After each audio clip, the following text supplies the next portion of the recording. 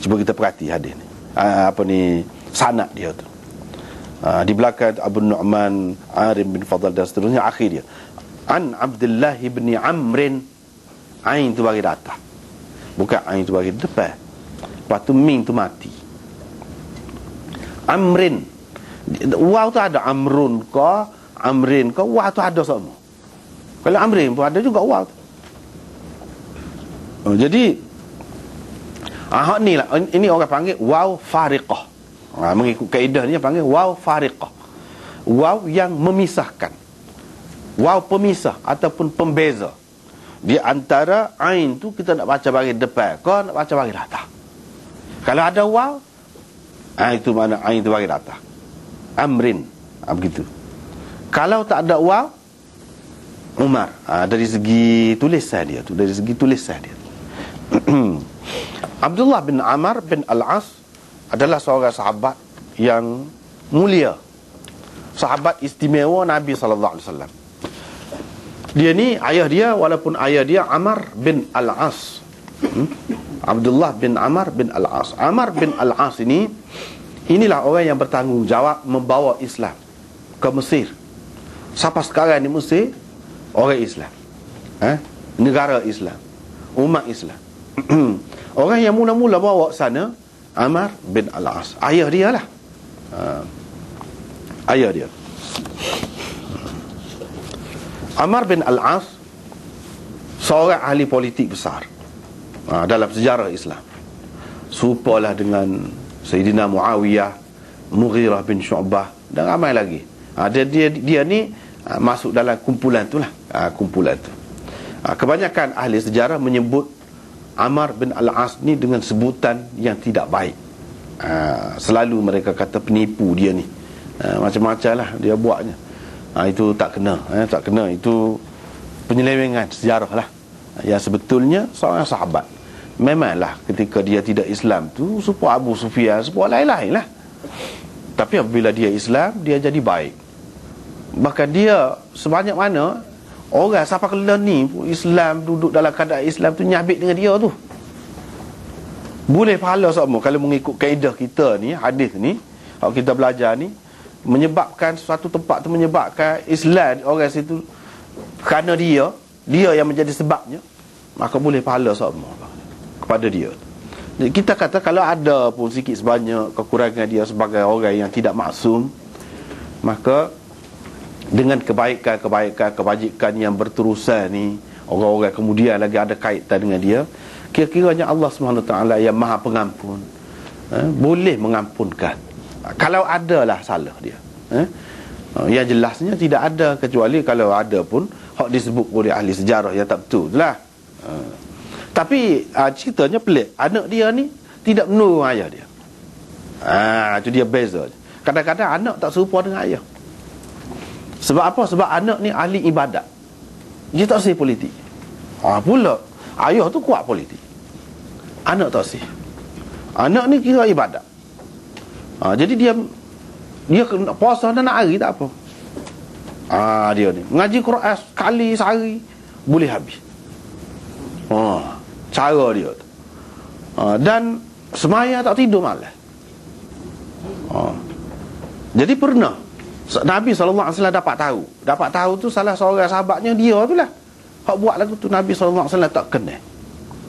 Dia panggil, ya kau betul ke aku dengar gini-gini ni?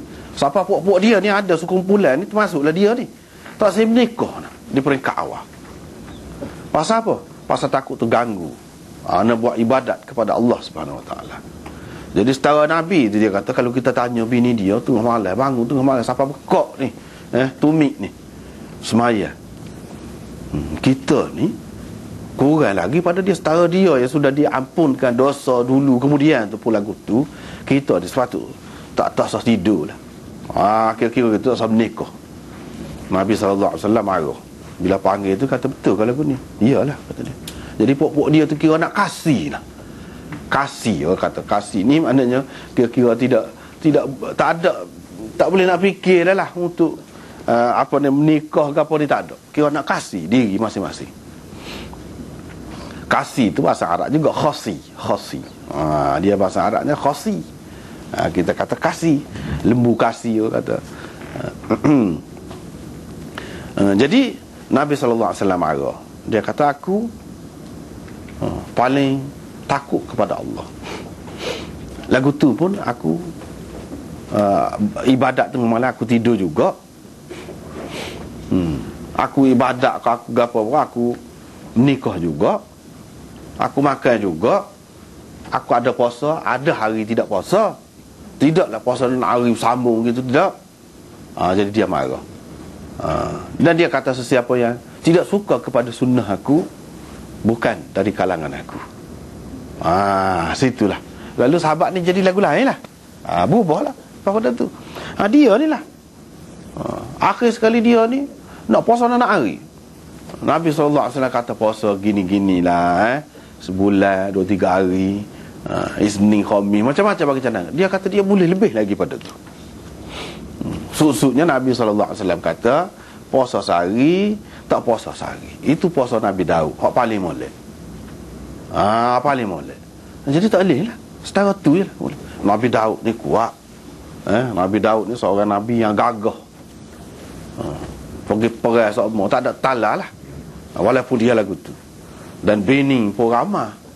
Bini pun zaman dulu dia dalam syariat dulu boleh ramah pun. Lebih daripada pak pun. Jadi Nabi Daud tu setara tu dia pun dia tidak puasa dan hari.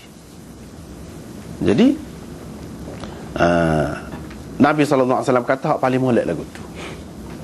Begitu juga nak khatam Quran ni kalau boleh nak hari. Nabi tak bui. Dia kata paling tinggi seminggu sekali, ataupun 3-4 hari, gitu. Tak boleh maknanya lebih-lebih. Sebab apa? Dia kira kalau mana perhatian tu diberi sangat ke situ, dia akan terabai banyak perkara hal lain. Sedangkan tak say agama kita tak say lagu tu. So sejenis ibadat khusus gitu saja dak. Siapa masa pergi perang, mengajar dan lain lagi. Gitulah honaknya. Jadi akhirnya dia tu Rasulullah SAW setelah tua, itulah bendanya Nabi SAW kata tu, maknanya dia buat sama-sama. Dia pun kata alangkah baiknya kalau dulu aku terima cadangan Rasulullah SAW. Bila tua kan penatlah, letih. Tapi sahabat ni dah dia berjanji dah dia kata dah gitu depan Rasulullah dia akan buat ke mana-mana pun. Cuma dia katalah kalaulah supaya Rasulullah kata dulu, alangkah baiknya. Walau bagaimanapun dia tetap buat. Nak ayatnya kita buat ibadat ni maulidnya dia berkekalan, istiqamah. Istiqamah, berpanjangan. Jangan sampai mana satu ketika kita tak larat, tak erak nak buat lagu tu, tak sah lagu tu. Itulah cerita Abdullah bin Amr bin Al-As. Dan dia ni selain daripada ahli ibadat, ahli ilmu, mengajar. Di antara sahabat yang banyak meriwayatkan hadis Abu Hurairah juga. Dia ni tok guru lah, tok guru. Jadi ada sahabat ni dia tu alim tapi dia tidak banyak riwayat. Dia lebih menumpukan sudut lain lah dalam kehidupan dia. Tapi Abdullah bin Amr bin Al-As ni ahli ilmu. Jadi mengajar hadis pun banyak. Dan dia ni di antara orang pandai tulis hadis.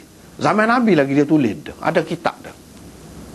Itu orang panggil As-Sahifatus Sahihah. As-Sahifatus Sahihah. Sahifah sahih ataupun As-Sahifatus Sadiqah.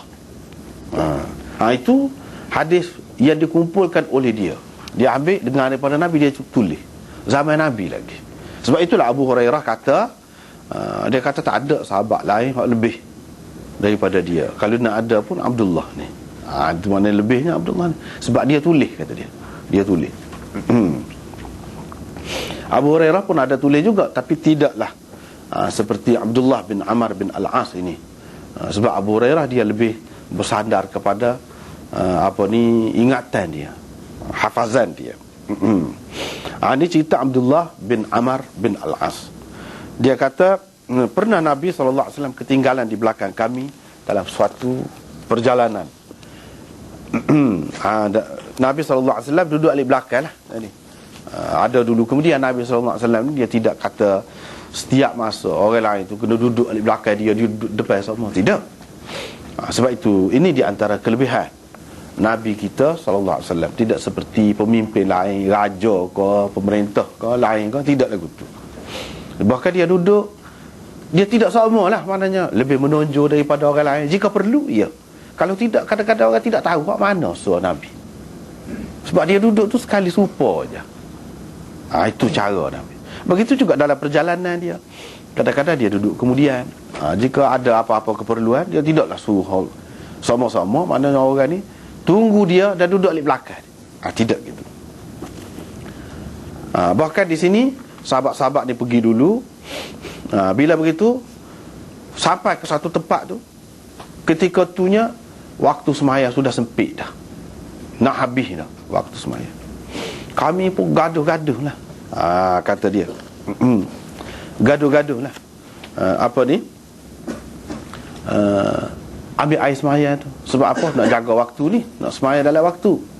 Dalam keadaan gaduh tu, nak cepat tu,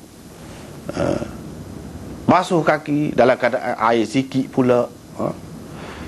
Basuh kaki itu tidak rata sikit. Dia sebut di sini, kami mula menyapu kaki-kaki kami. Menyapu. Dia guna perkataan menyapu.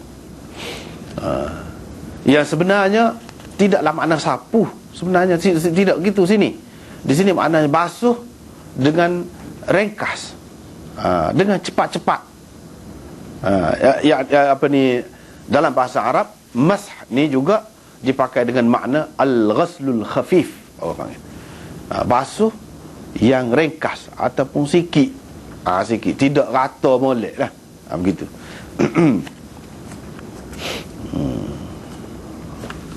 Jadi ada hak tidak rata molek tu. Bila ambil air sembahyang gitu, Nabi SAW tengok daripada jauh, cepat-cepat kami dah ambil air sembahyang. Dia pun berteriak atau bertempik dengan setinggi-tinggi suaranya, wailul lil a'qabi minan nar. Kecelakaan ataupun neraka, wail. Boleh juga dia ada beberapa makna tu. Untuk tumit-tumit neraka, kecelakaan berupa neraka, api neraka. Untuk tumit-tumit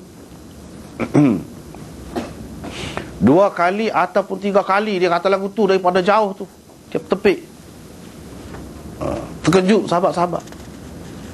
Lepas tu maknanya ambil air sembahyang, molek lah, basuh molek lah. Gitu.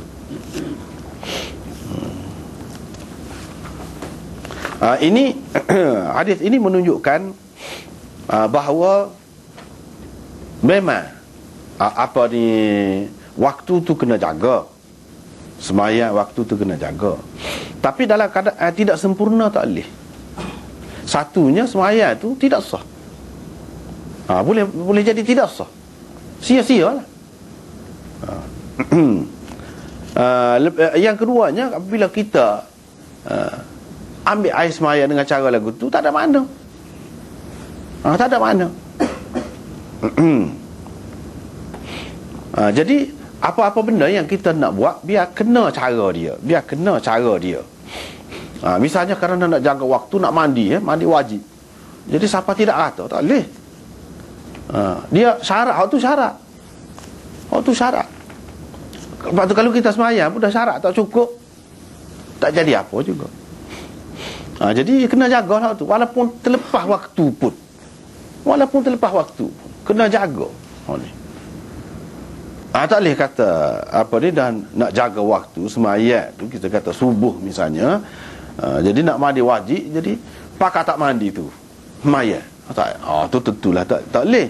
Kalau tidak rata pun tak boleh juga. Air apa ni, mandi ke, air sembahyang ke, ataupun apa-apa lagi lah yang merupakan syarat, hak mesti kita kena sempurnakan hak tu. Walaupun dengan apa ni, lewat sembahyang, jadi qadha sembahyang, tak kira. Sebab walaupun qadha sah. Kalau kita buat tadi dalam keadaan tak sempurna syarat tadi, walaupun dalam waktu pun tak sah, nak apa, sia-sia. Dengan sebab itu hadis ini mengajar kepada kita, syarat tu kita kena jaga. Kalau syarat dia gini-gini, kena jaga betul-betul. Tak boleh main-main. Tak boleh main-main.